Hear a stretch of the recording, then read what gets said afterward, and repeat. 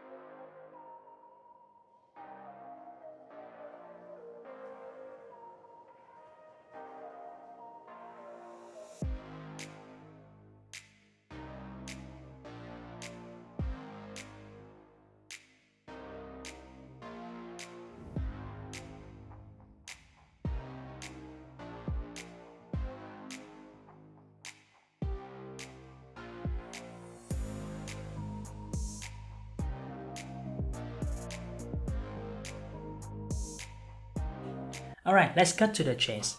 this music player sounds very good. So you might be asking, what does that mean for a music player to sound good?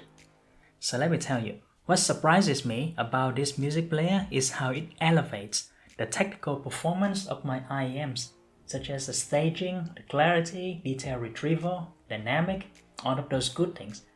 This player elevates those attributes to a new level, without making my IEMs bright or edgy. The new level that I didn't expect these IEMs can produce. So first, let's talk about tonality. So as you know, the specialty of this music player is in the digital to analog converter part. Different from most devices nowadays, such as this Shanling M6 that use a single chip to do the digital analog conversion. This device actually use a series of resistors. So this is actually not a new technology, this is old, and it has pros and cons. So usually when it comes to an R-2R device, you can expect a warm and darker sound signature that can be pleasing or musical with certain IEMs, but not very much with other IEMs. So the tonality of this device conforms and challenges that expectation at the same time. Let's talk about the treble. P6 Pro does reduce the energy in this region to soften the attacks of the musical notes, thus creating that signature smooth R-2R tonality. The change in tonality is actually very noticeable, especially if you use something bright and edgy. The mid-range tonality of P6 Pro, surprisingly, does not have that extra warmth that I expect from an R-2R device. The tonality and timbre on the mid-range instruments and vocal are surprisingly similar to the AirPod dongle. That means everything is natural, with just a slight hint of warmth at the low end. So this music player does not make the mid-range thin to improve the illusion of clarity, like some dongles do nowadays. But to me, the bass response of this player is the brightest star of its performance. The best word to describe the bass response is tight. The bass response, every bass note have a touch-sharp attack with a clear jump in loudness. At the same time, this player does not sacrifice the decay end of the bass note. So as a result, even IEMs with very dull bass response like the Andromeda receive a boost in the sense of rhythm and dynamic, which is very nice. Next, let's talk about the technical performance. This music player is very adept at revealing micro details of the recording in a natural way. So that kind of top-notch resolution is not for bragging, like I can hear the chair shifting here but you can't, so my gear is superior. It's not like that. What it does is to provide the nuances, the texture and details within the vocal and instruments that makes the recording sound very realistic, as if you're right there where the microphones are placed. Another advantage of P6 Pro is the depth of the soundstage. When you listen to music with this player, the whole soundstage feels to be pushed a little bit further away from you, comparing to most other devices, including this one. So this music player also has the uncanny ability to push the last layer, the background, further away into the room around you. So sometimes, with the right recording, it can create a sense of holographic stereo image, even with IEMs that are usually not holographic. Another advantage of P6 Pro is the dynamic. As I mentioned above, this player is exceptional at conveying the rapid jump in loudness level at the attack of the musical notes. It also does a very excellent job of changing the overall dynamic level, loudness, throughout the recording, so making the music both punchy and more, musical at the same time. Even with IEMs that are usually bad at doing those kind of dynamic variation.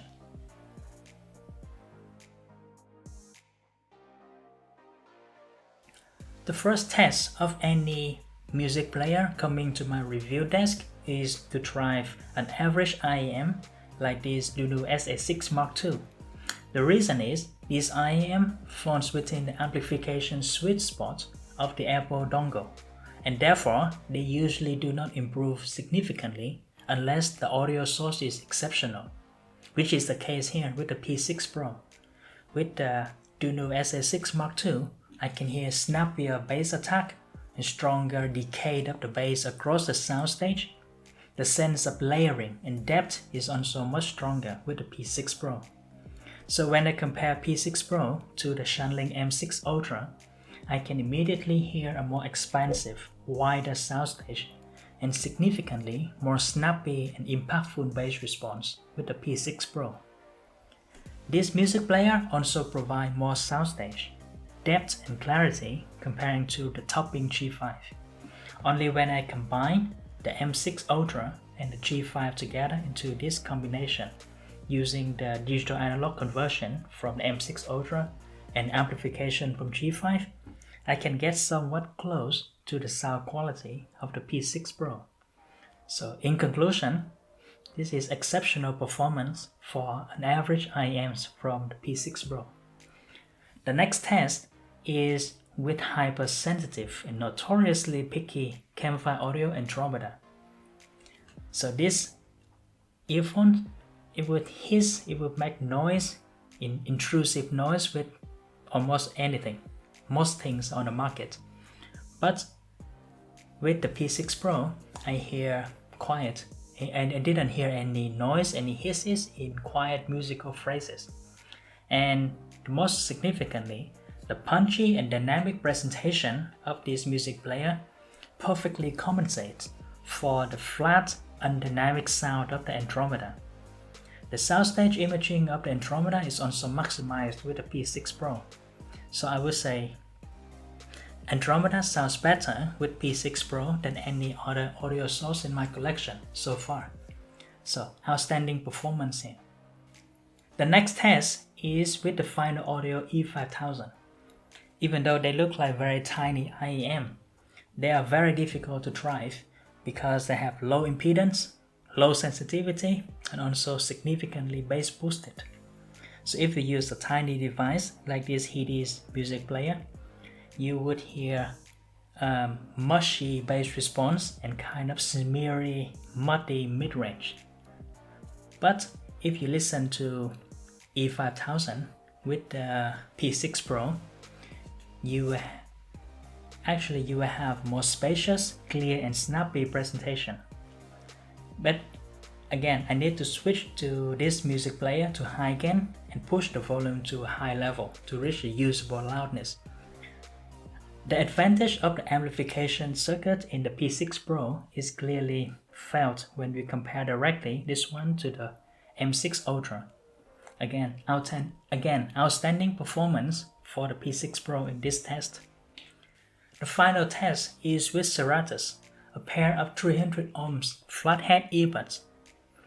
P6 Pro brings noticeable and appreciable improvement comparing to M6 Ultra and G5 in terms of depth, layering, and detail retrieval. However, to me, the most significant improvement comes from the smoother treble response, reducing the edginess that usually come with these earbuds. Again, 5 out of 5, outstanding performance here. Conclusion time. If we judge by sound quality alone, P6 Pro is without a doubt a top-of-the-line product. You need to have a janky combination of a music player and a portable amplifier together just to get close to the sound quality that this music player can achieve in an elegant and classy package. However, the software is quite low quality, lacking the basic but important features such as gapless playback. And then, we need to remember the price is $4,000. So should you get this music player? That I cannot say. Only you can decide whether that top-of-the-line sound quality is worth the ultra-high price tag and the limited software. That's all for today. Thank you very much for watching and see you again next time.